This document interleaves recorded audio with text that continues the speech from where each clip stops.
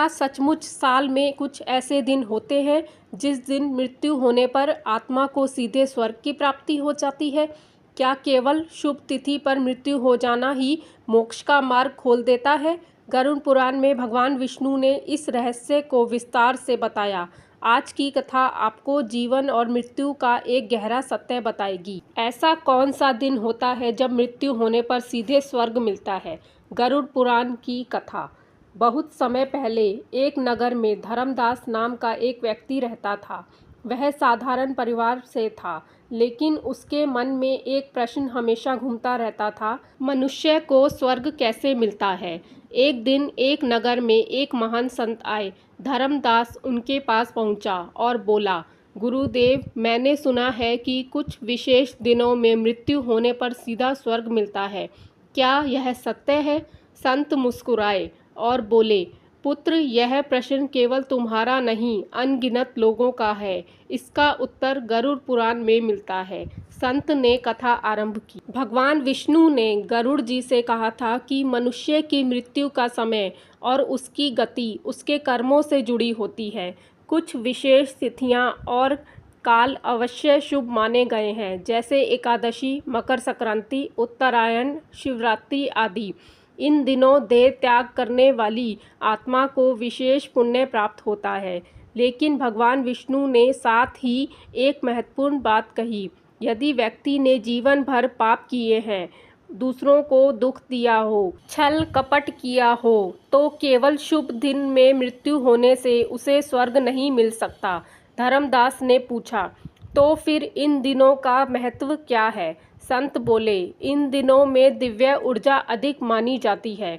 यदि कोई पुण्य आत्मा व्यक्ति इन शुभ कालों में शरीर त्यागता है, तो उसकी आत्मा को उच्च लोकों की प्राप्ति में सहायता मिलती है। कुछ वर्षों बाद धर्मदास ने अपने जीवन को बदलने का निर्णय लिया।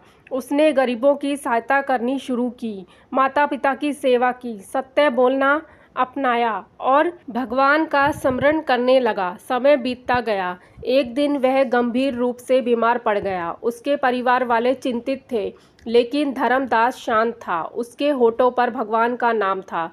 संयोग से उस दिन एकादशी थी। नगर के लोग कहने लगे, धर्मदास का अंत समय निकट है। कितना भाग्यशाली है कि एकादशी के दिन उसका देहांत होगा। लेकिन धर्मदास को अपने भाग्य पर नहीं, अपने कर्मों पर विश्वास था।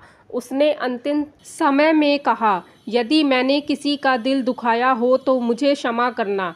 यह कहकर उसने भगवान का स्मरण किया और शांत भाव से प्राण त्याग दिए। कथा के अनुसार यमदूत उसके पास नहीं आए। दिव्य प्रकाश से युक्त देवदूत प्रकट हुए। उन्होंने धर्मदास की आत्मा का सम्मान किया और उसे उच्च लोकों की ओर ले गए।